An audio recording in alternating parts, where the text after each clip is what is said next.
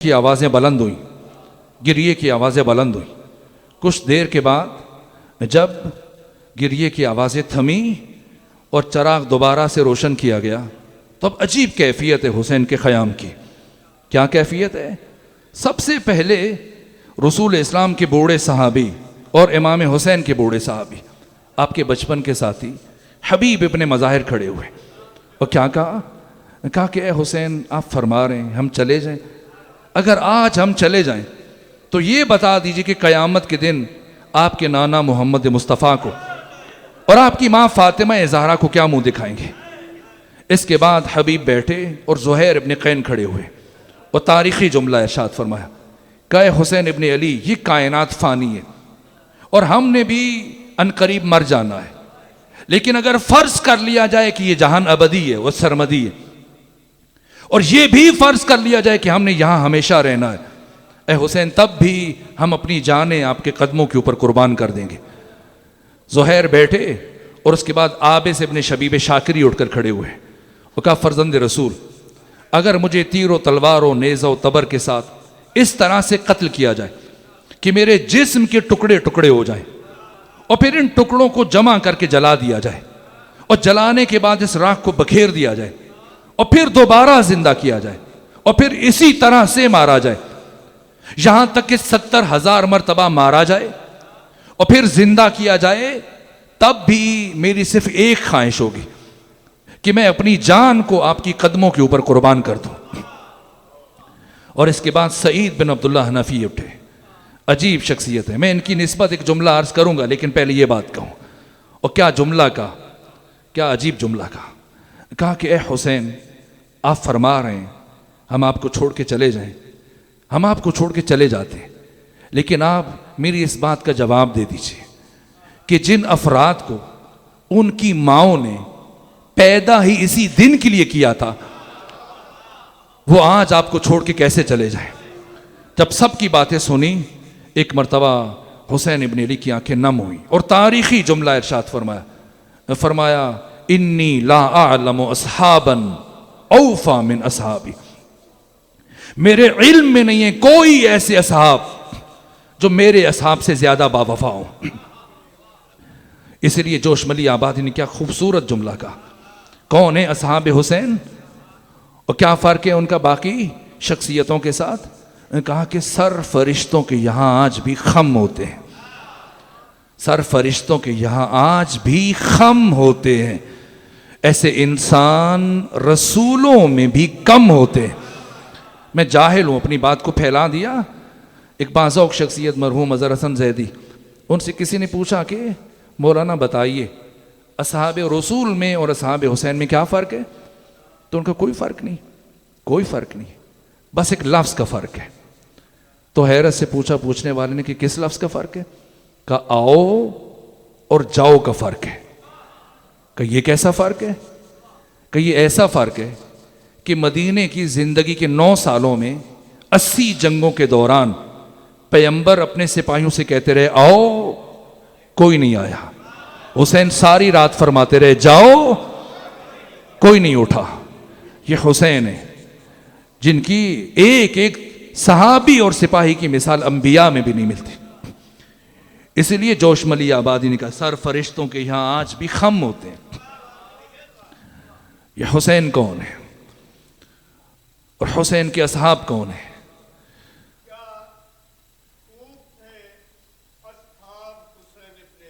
माशाअल्लाह,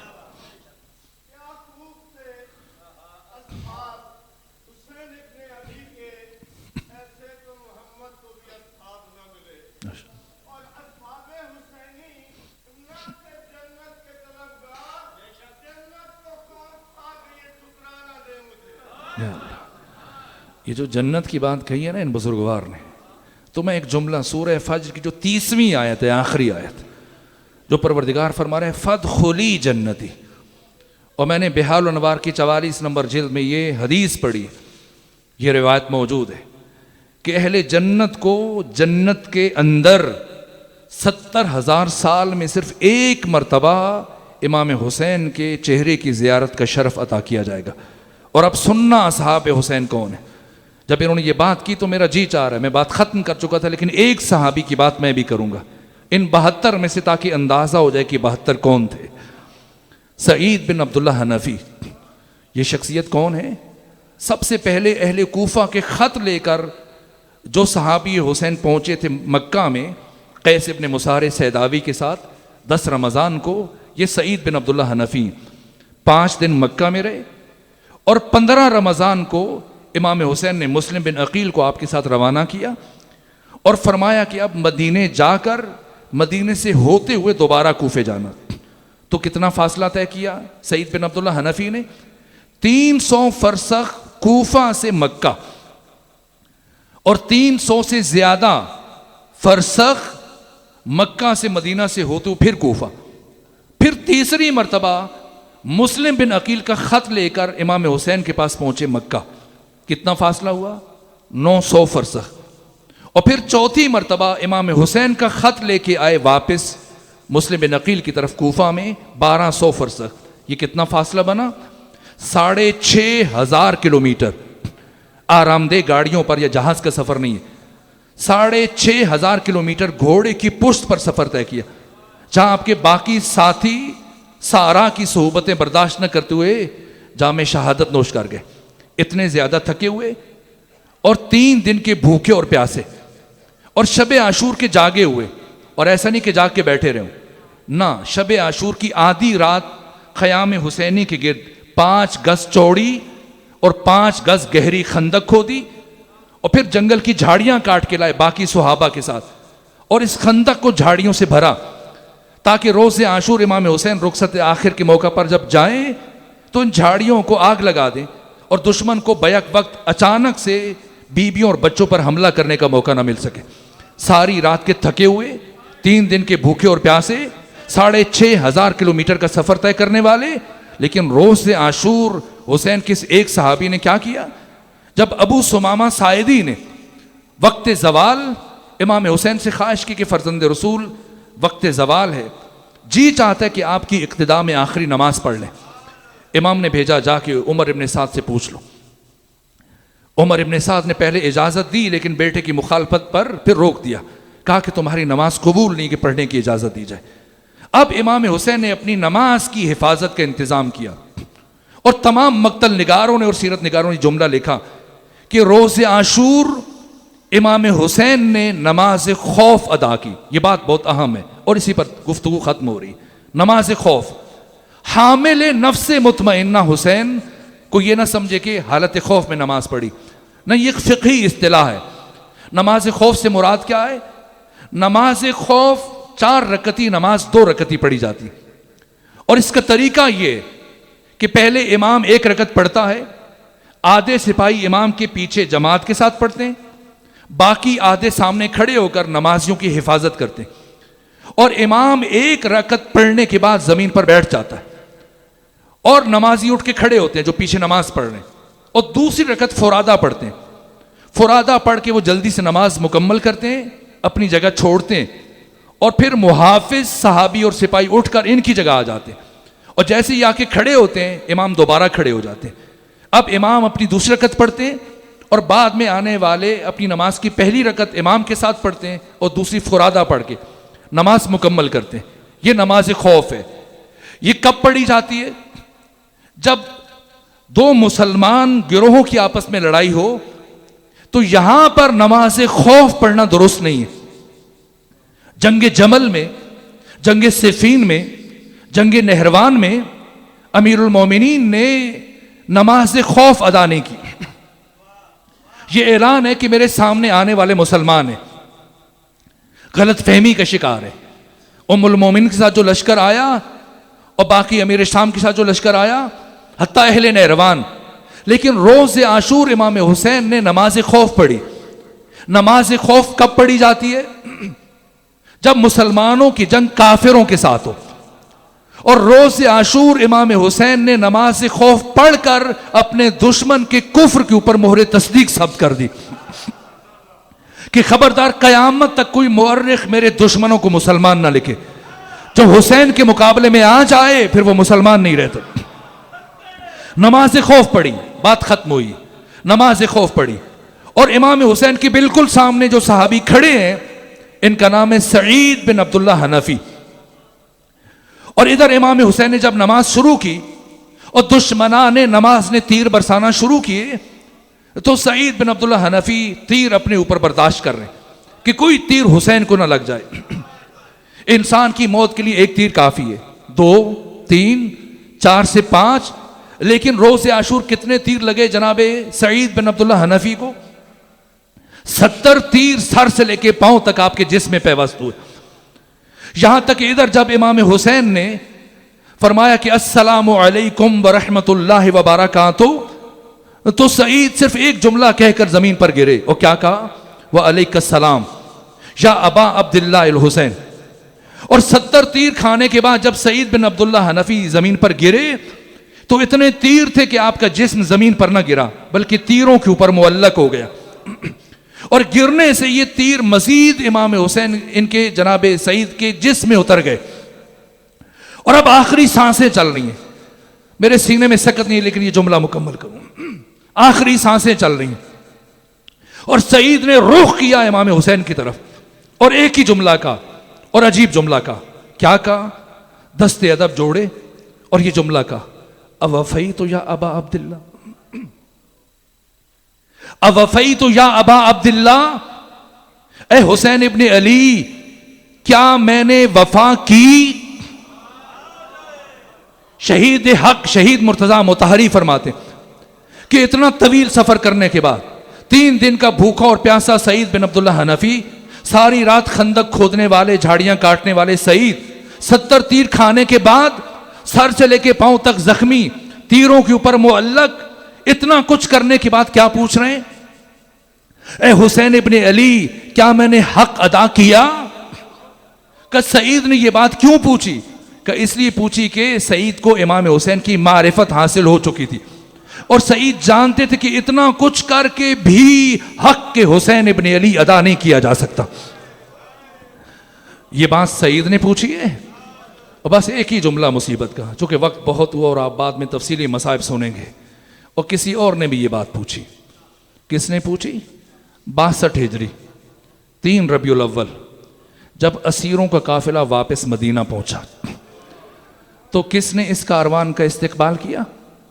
उम्मुल बनीन मादर अबुल फजल अब्बास ने अपने पोते फजल की उंगली पकड़ के आई, इस्तकबाल किया, सैयद सज्जाद को सलाम किया और सलाम के बाद जो पहली बात पूछी उम्मुल बनीन ने वो ये थी कि ऐ सैयद सज्जाद, मुझे सिर्फ इतना बता दीजिए, क्या करबला में मेरे बेटे अब्बास ने अपने आका हुसैन के साथ वफा की या वफा नहीं की? या वफा नहीं की। जैसे ये पूछा तड़प गए सैयद सज्जाद का, उम्मुल बनीन आपने वो बात पूछी जिसने मेरे दिल को रुला दिया। कि उम्मुल बनीन एक बात सुन लीजिए, फिर खुद देखें आपके बेटे ने करबला में क्या किया और मेरे बाबा हुसैन की निगाह में आपके बेटे, आपके फर्जंद अब्बास का मकाम क्या था। वो सईद बिन अब्दुल्ला हनफी, मैं जुमला भूल गया था, 30वीं आयत सूरह मुबारका फाजर की जन्नत का मफहूम मैंने बयान किया कि जन्नती 70,000 साल में एक मरतबा इमाम हुसैन की ज़ियारत करेगा। और जब सईद ने पूछा इमाम हुसैन से, अवफ़ई तो या अबा अब्दुल्ला, तो इमाम ने क्या जवाब दिया था? जाके मक्तल की किताबें उठाइए, फरमाया, ए सईद, तू जन्नत में हमेशा मेरी आंखों के सामने रहा करेगा। ये सईद के लिए फरमाया। और जब मादर हजरत अबुल फजल अब्बास ने पूछा कि सैयद सज्जाद, क्या मेरे बेटे अब्बास ने करबला में अपने आका हुसैन के साथ वफा की? तो सुने इमाम सज्जाद ने क्या जवाब दिया कि उम्मुल बनीन जब हमें असीर करके 11 मुहर्रम को करबला से शाम की तरफ लेके जा रहे थे तो रास्ते में उमर इब्ने साद की सवारी मेरी सवारी के करीब चल रही थी और असनाए सफ़र में उमर इब्ने साद ने मेरे बाबा के कातिल शिम्र इब्ने ज़िलजोशन को बुलाया और बुलाकर उससे मेरे बाबा हुसैन के कत्ल की कैफियत पूछी। सवाल किया कि शिम्र इब्ने ज़िलजोशन, जब तू हुसैन को कत्ल कर रहा था तो हुसैन की हालत क्या थी और क्या हुसैन ने उस वक्त कोई गुफ्तगू की? कुछ बात की, कुछ कलाम किया। कहाँ? ए उमर इब्ने साद, हुआ ये कि हुसैन जब आखिरी हमला करने के बाद ज़मीन पर बैठे, ज़ख्मों से चूर, तो अब हुसैन की आंखें खून से भरी थी। मैं आगे बढ़ा, हुसैन खाके करबला पर बैठे थे और मैंने आगे बढ़कर हुसैन को कंधों से धक्का दिया, दोनों हाथों से धक्का दिया और हुसैन पोस्ट के बल ज़मीन पर गिरे। और जब हुसैन ज़मीन पर गिरे तो मैं हुसैन के सीने पर सवार हुआ। और जब मैं हुसैन के सीने पर सवार हुआ तो हुसैन ने देखने की कोशिश की कि कौन है जो मेरे सीने पर सवार है, लेकिन हुसैन की आंखों में इतना खून जमा था कि हुसैन इब्न अली मुझे देख नहीं पा रहे थे। बिलाखिर हुसैन ने अपनी कुव्वत जमा की और अपनी उंगलियों से आंखों का खून साफ किया। और जब देखा मैं सीने पर सवार हूं तो मुझसे कहा, ए शिम्र, तू बड़ी बुलंद जगह पर बैठा, बड़ी ऊंची जगह पर बैठा है। ए शिम्र, बचपने में मेरे नाना मोहम्मद मुस्तफ़ा मुझे अपनी गोद में बैठाकर मेरे कमीज के बटन खोल देते थे और मुझे सीने से चूमना शुरू करते थे और फिर गले तक मुझे चूमते जाते थे और फिर मेरे रुखसार के बोसे लेते थे, मेरी पेशानी के बोसे लेते थे। और तब मेरे नाना रसूलुल्लाह ने मुझे बताया था कि ए हुसैन, तुझे कायनात का शकी तरीन इंसान शहीद करेगा और उसकी अलामत ये होगी कि उसके चेहरे के ऊपर चीचक के दाग होंगे, उसके चेहरे पर चीचक के दाग होंगे और उसकी शक्ल खिंजीर से मिलती होगी। कि जैसे ही मैंने हुसैन की ये बात सुनी, मुझे गुस्सा आया और मैंने हुसैन की दाढ़ी को बाएं हाथ से पकड़ा और दाएं हाथ से हुसैन के रुखसार पर तमाचे मारना शुरू किए। बस इसी असना में हुसैन की बेटी पहुंची। मैं इस मरहले को छोड़ रहा हूं ताकि बात मुकम्मल हो जाए। सिर्फ एक जुमला कि मैं हुसैन के सीने से उतरा ताकि हुसैन को ज़िबा कर सकूं, लेकिन इस असना में हुसैन ने अपनी कुव्वत जमा की और खुद को सजदे में ले गए। और जब सर सजदे में रखा तब हुसैन ने यह जिक्र पढ़ना शुरू किया, रज़न बिक़ज़ाइक व तस्लीमन लिअम्रिक ला मअबूद सिवाक या गयासल मुस्तगीसीन। और जब मैंने दूसरी ज़रब चलाई, हुसैन ने फिर यही जिक्र पढ़ा। मैंने तीसरी ज़रब चलाई, हुसैन ने फिर यही जिक्र पढ़ा। मैं ज़रबें चलाता रहा। हामिल नफ्स मुतमइन्ना रज़ा राज़ियतम मर्ज़िया का मिस्ताक हुसैन, यही जिक्र पढ़ता रहा यहां तक कि मैंने 13वीं ज़रब चलाई और हुसैन के सर को हुसैन के तन से जुदा किया।